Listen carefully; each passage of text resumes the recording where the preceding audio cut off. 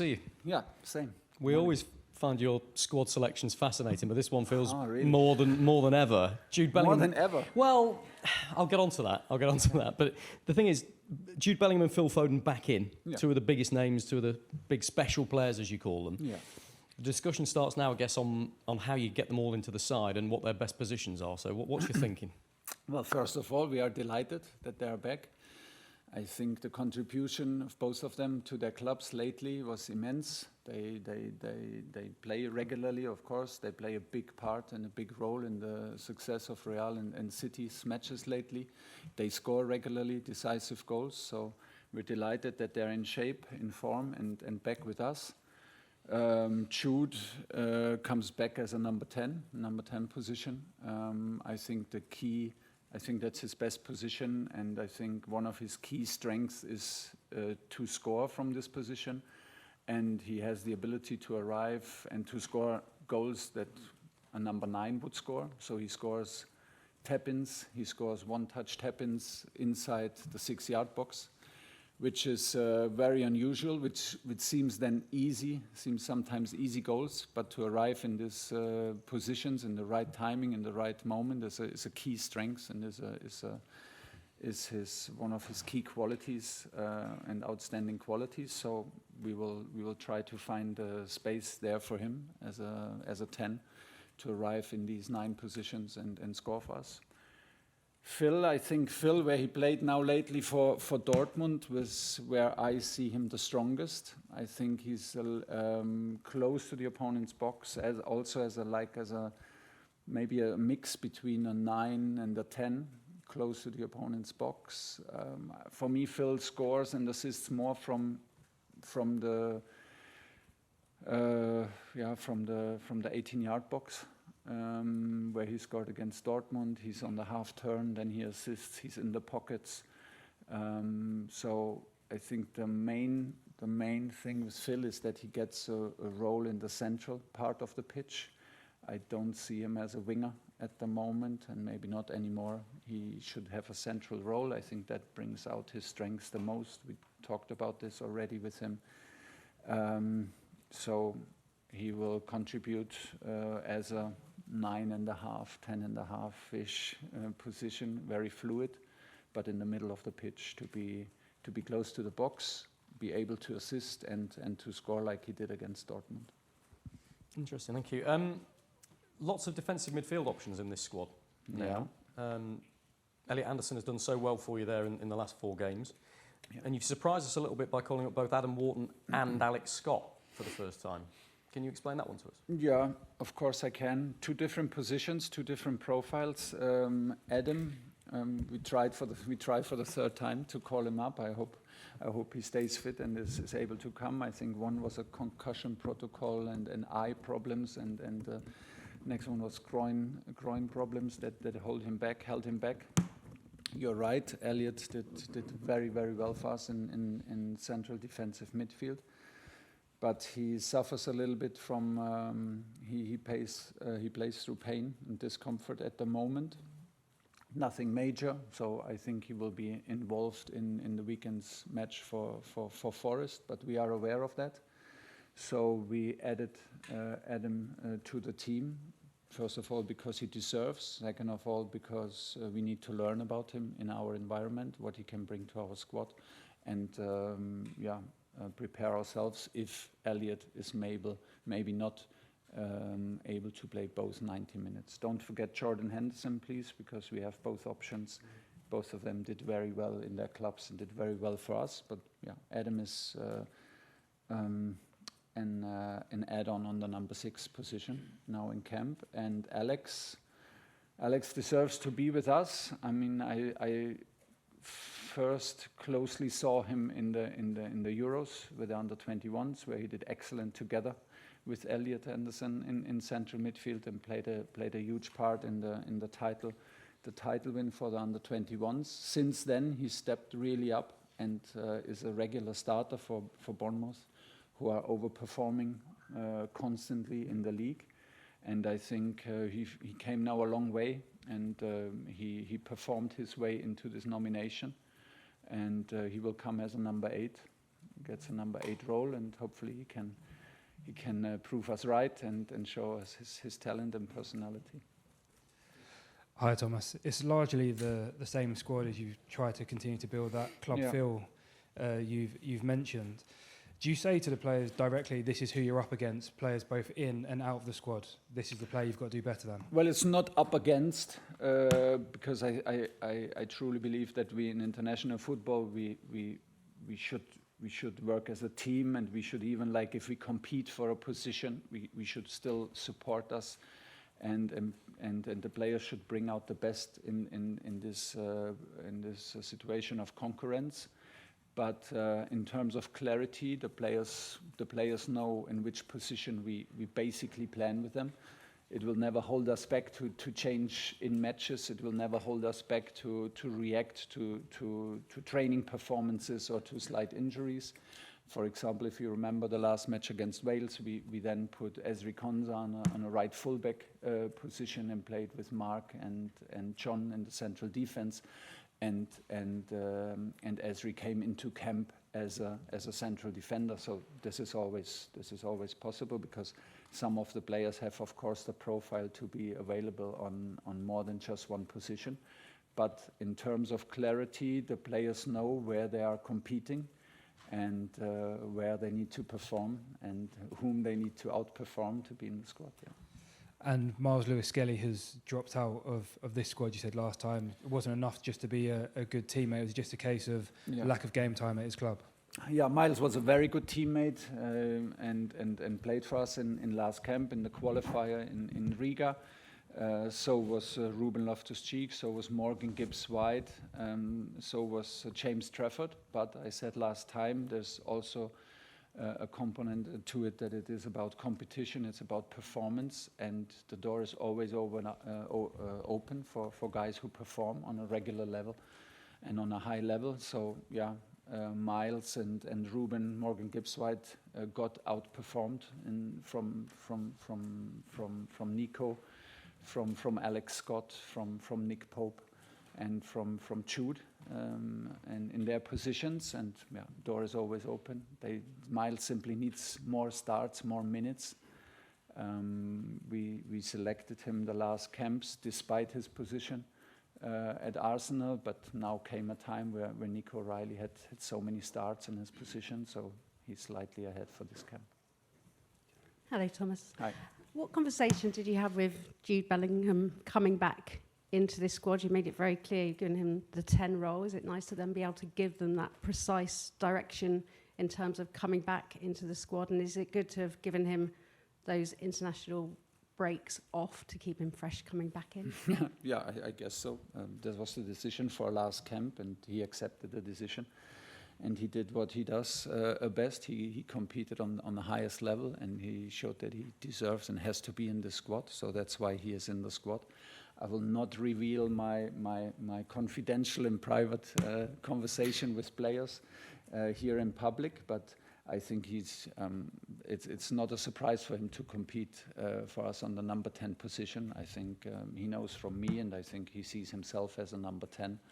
Like I said, I feel that his key strengths from the number 10 is to find number 9 positions, and that he has this hunger and determination to score. This is what we see now for Real Madrid, and hopefully we see it next week for us. There was a lot of noise around him in the last 2 camps. How have you assessed how he's reacted to that? He's achieved a lot in his career, but he's just 22 years old, a lot of his private life going on in the background as well. It's been probably a difficult few past month for him in terms of his career and his life. How's he handled it? Has the reaction been good from what you saw? Yeah, amazing reaction, like in performance-wise, amazing reaction. And you're right, there's a lot of things going on. We're always here to help. We're always here to support. We're always here to be stable for him. There is no doubt about that. He is still young. If you look at his career, it feels sometimes he's 26, 28, but he's still a very young player. And he has our full support, and we want to provide a stable environment for him that he can show the level of performance that help us to be a better team. Hi Thomas. Ollie Watkins has been omitted from this squad. He's been a big feature of your previous squads. Could you explain why Ollie won't be with the squad this time, and also I know that some England fans are concerned that he hasn't been replaced with another natural number 9, if you like, and a little nervous about what might happen if Harry Kane was to be injured.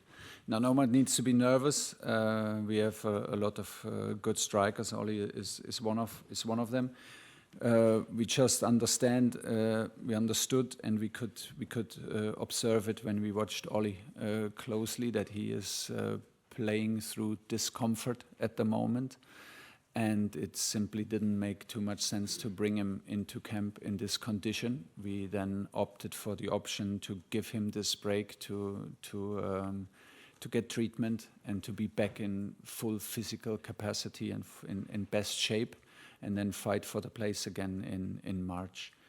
We don't have this clear number 9 profile now behind Harry. Harry is the number 1 at the moment and a very complete number 9, of course, for us.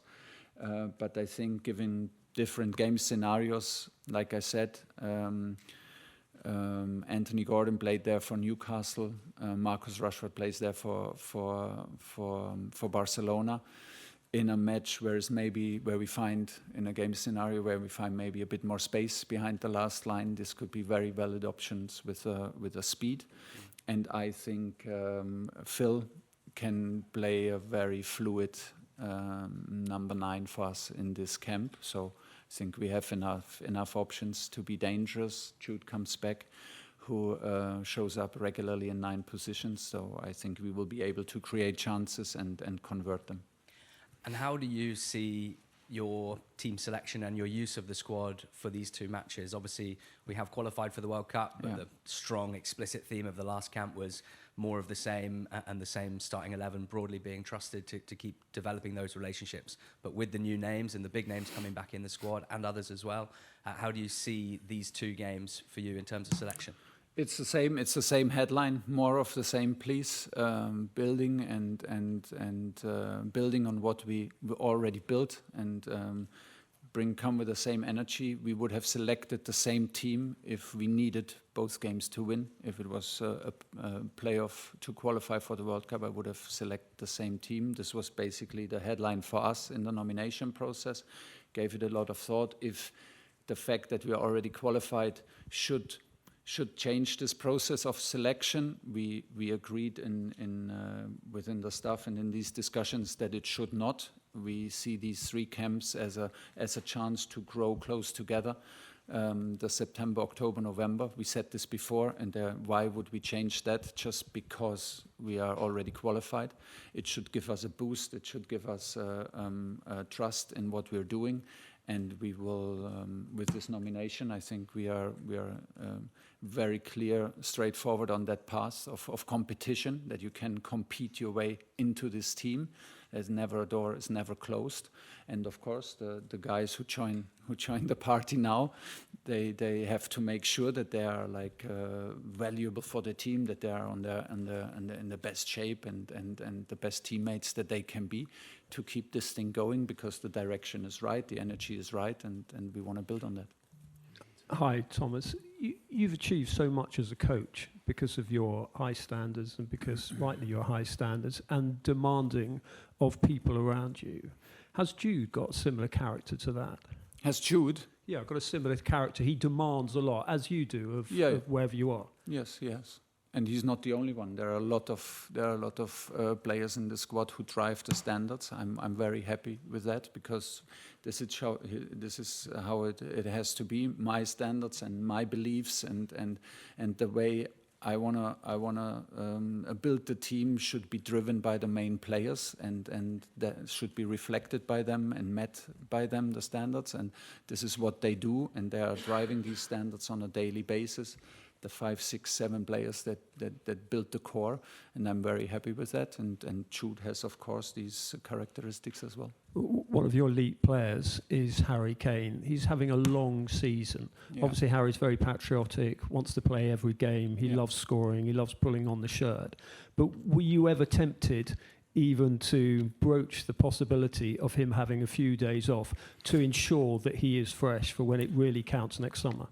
Yeah, but not in November. Given the fact that I know that he has a break in winter, he's in the nice position to play in Germany, and I think that suits him very well to have this little break, given where he is in his career, and that's why he has no excuses for the next two matches.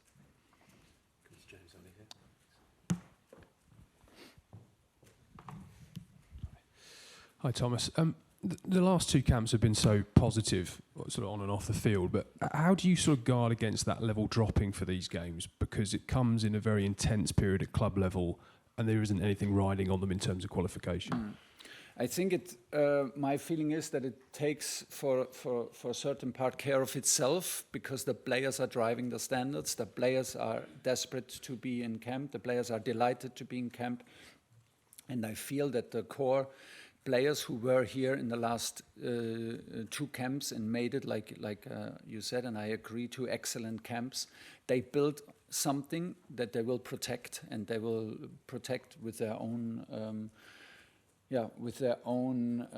characteristics and with their own leadership capabilities. So I think it will hopefully it will to a part take care of itself. Then it's a matter of nomination. I think you can not communicate. I think this nomination shows that we are serious, and we select the strongest team for this moment. This is our belief. Then we have some newcomers, and we back in the group who were not with us in the last two camps, and we hope they bring fresh energy, clean energy, and push the group even further. So I think the mixture is right to have another excellent camp. This is clearly the target. For me, it was before important that we have a period of 3 camps that we take full advantage of and build something that is then a basis to go into the new year and reach the heights that we want to reach. And now it's time for proof of concept. Yeah, it's on us how we live this on a daily basis, but we will push everyone, and I'm very sure, and that the players will follow and do the same. Obviously, the last games of the year, you're also over halfway through your contract now, and I just wondered if you thought at all about whether there's a part of you that would like to carry on beyond the World Cup. Yeah, there is. It's a lot of fun. It's a lot of fun, especially since we're on track in the last 2 camps. But it was from the start. But these are, nothing to announce at the moment. But I'm very happy with the way things go, and I think Federation is quite happy with the way things are, but it's that is just today. I have to prove myself again from Monday. I have to prove myself here, and then from Monday with the team. So, and the rest will take care of itself. The most important is that we stay focused now for next camp. I'm in a good place mentally because I love the team. I love the support from the Federation. And I love the direction where it's heading, and that's the main focus. Haven't thought so much about my contract, but we have time for that. Good morning, Thomas. I just got 2 quick questions. My first one is, you've shown faith in a young English talent, Alex Scott. What message does that send to other young players wanting to be in that position or fighting to be in that position? Well, hopefully that the door is always open, and that it matters how if you go and contribute for the under-21s, for the under-20s, and for the under-19s. It just matters, because Scott had like Elliot Anderson a fantastic spell with the under-21s, and it was good to see. It was good to observe. And once I was there in the final, I understand. Once you're there live, you understand the chemistry of the players. You just feel it. I was there in the dressing room. I was watching the match live, and it just matters. So for every young player who plays for England, this is basically the key message. And if you perform on international level, if you perform on club level, the door is always open to reach the next step and play for us. Yeah, and my last question is the England versus Wales game. England versus? the England versus Wales game that went past. Quansah and Saka done really well on that right-hand side. Is that something you'll look into a bit more? Well, Bukayo on the right side is not a surprise that he can do well, and he did very, very well lately for club and country. So I'm very happy that since he's in top shape. We let Ezri play on the right fullback position because I think Gerald Quansah dropped out shortly before the match. He was also an option, and he did excellent. He played there some matches, not the majority of the matches, but he played matches there for Aston Villa. I think he has the profile to do both. Ezri, he can be a very solid option for a right fullback. I was very happy how he played. I think he just made himself available for another option, for another place in the team, which is very nice for me and also for him. He was very strong, and then he had a very strong match as a central defender. I think it's a very serious option to let him play there. Last question. Thomas, I hinted at the start that it felt as though this was an important squad announcement. Yeah. I'll tell you why. The sense that I get, and some of the other guys in this room, and I think a lot of the players, is that if you're not injured and you're playing for your club and you're playing well now, but you're not in this squad, there aren't many more chances for them to prove they're worthy of a place in the World Cup. After this, 2 friendlies in March, and then you name your squad. I know you'll say to me, nobody's ruled in, nobody's ruled out, a lot of football to play, injuries can come in. Yeah. But you've had a settled squad now for the last couple of camps, pretty settled, with 1 or 2 changes in personnel.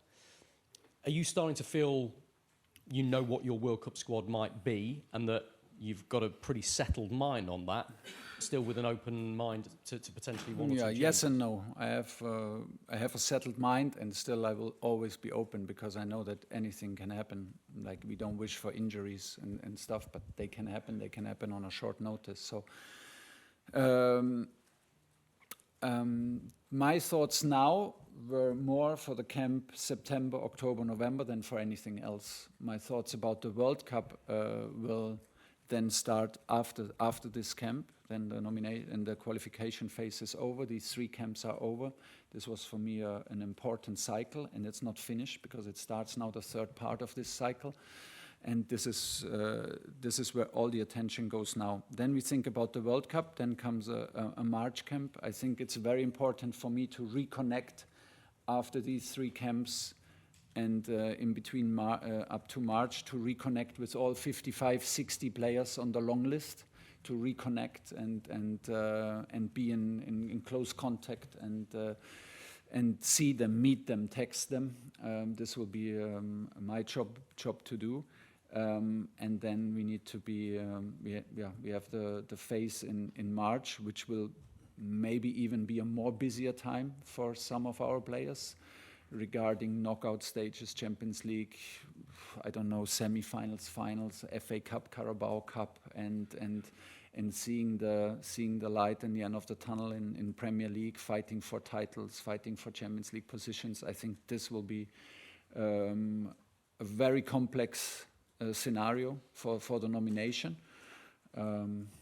And still we have to stay open-minded because there can always be surprises. Young players can come through. Players who are now maybe struggling for minutes can suddenly play an important role in their clubs. And I want to make sure that the door is always open and everyone is on their toes and aware that they need to compete and they have also a chance to be with us. Final nomination is only in May, and until then anything can happen. Thomas. Hello. Yep. Anthony Gordon, a bit of a doubt for the weekend for Newcastle, but in your squad, does that just say how important he is to this squad and how hopeful you are he'll be able to play a part? In the shape he was in the last 2 camps, he's very important because he gives intensity, a hunger, and a physical input that is very rare to find, and it helps us a lot to build a team identity that we're on the way building. So. To be a very intense team and to be a hard-working team, he is just putting the effort in and is relentless. We are aware of that he was now subbed twice for minor discomfort and minor issues. We are in close contact with medical staff in Newcastle, which was on very trustful and on a very professional and very helpful level. So thanks for that. So, and we will take care. We decided to call him up. I think there is still a chance that he is involved in the match on the weekend. And my last information is that we have a chance that he will come to camp, and then we will take care, and we will take care of him. Of course, we will not take any unnecessary risk. Players' health is always first. Thank you very much, everyone.